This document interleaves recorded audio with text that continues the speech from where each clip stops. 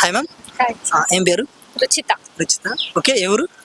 Mancherial Telangana. Telangana. Okay, ఏం లేదు, just మేము ఒక అనాలిసిస్ చేస్తున్నాం. ఇప్పుడు మన ఎస్ఆర్ నగర్లో చాలా వరకు స్టే చేస్తారు కదా, మీరు ఎక్కడ స్టే ఉండేది? Eighth line. ఎయిత్ లైన్ అంటే ఇది రూమా, హాస్టల్, హోమా? హాస్టల్. హాస్టలేనా?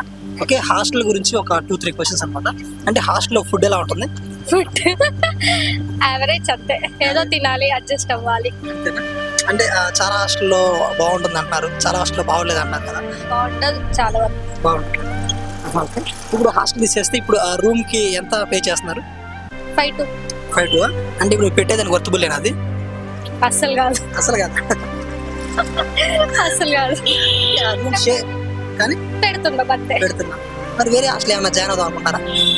అట్లాంటి థాట్ అయితే లేదు. ఫ్రెండ్స్ వాళ్ళు సెట్ అయిపోయింది కాబట్టి అందులోనే. ఓకే, అంటే ఒక రూమ్ చూసుకుంటే చాలా మంది ఉంటారు కదా, టైప్స్ ఆఫ్ ఫ్రెండ్. మీలో ఎవరెవరు ఉన్నారంటే చాలా మంది ఒక కాల్ మాట్లాడుతూ ఉంటారు. ఇలా మీకు మీ ఫ్రెండ్స్ ఒక 2-3 టైప్స్ చెప్పండి. అంటే ఒక్కొక్కరిది ఒక్కొక్క లోకం ఉంటది, ఎవరు వేరే కొంచెం. ఓకే, అంటే ఎలా? ఒకరేంటే మహా తెలివితేటలు అన్నట్టు, దేనికి ఎలా ఆచరిస్తారో తెలియదు. ఓకే. ఇంకొకరు టోటల్ ఫోన్. ఓకే, ఇంకొకరు ఏం వాగుతారో తెలియదు, వాగుతూనే ఉంటారు. మరి మీరు? నేను చూస్తూ ఉంటాను ఏమైతుందో అని. నేను ఇంకా వైలెంట్ అంటా. ఇంకా గొడవలు పెట్టుకుంటారా? కామన్ కదా. అంటే ఇంకా ఇప్పుడు కామన్ గా చూసుకుంటే హాస్టల్లో కొన్ని గొడవలు అయితే జరుగుతూ ఉంటాయి కదా, మీకు మీకు జరిగిన ఈ గొడవలు? అట్లేం లేదు. అంటే జనరల్ గా జరుగుతూ ఉంటాయి కదా, బగిడి దగ్గర కానీ, గిన్నె దగ్గర కానీ, తినేటప్పుడు కానీ, అలా మీకు అట్లేం లేవు. అట్లాంటివి ఏం లేదు, మరి వాళ్ళకే కాబట్టి ఉండవు. ఓకే, ఇప్పుడు మీరు హాస్టల్లో ఉన్నారు కదా, హోమ్ ఫుడ్ ఎప్పుడైనా మిస్ అయ్యారా? డైలీ డైలీ మిస్ అవుతారా? డైలీ. ఓకే, మరి రూమ్ ఏమైనా తీసుకునే ఇదే లేదా? లేదు, అమ్మాయిలకు సెట్ కాదు మాకు అది. ఎప్పుడైనా జాబా లేకపోతే కోచింగ్. కోచింగ్? ఓకే, ఇప్పుడు మనం కోచింగ్ అంటే చూసుకుంటే మనం ఇప్పుడు ఫీజు కడుతున్నారు కదా, మరి ఆ ఫీజుకి న్యాయం జరుగుతుంది అక్కడ? న్యాయమా? ఏదో నేర్చుకుంటాం ఇంకా. అంటే అంటే ప్లేస్మెంట్ అసిస్టెంట్స్ అంటారు కానీ అట్లేం ఉండదు, మన స్కిల్స్ అంతే. అంతేనా? ఇప్పుడు మరి చాలా వరకు ఫేక్ నడుస్తుంది కదా, మరి దాని మీద అభిప్రాయం ఏంటి?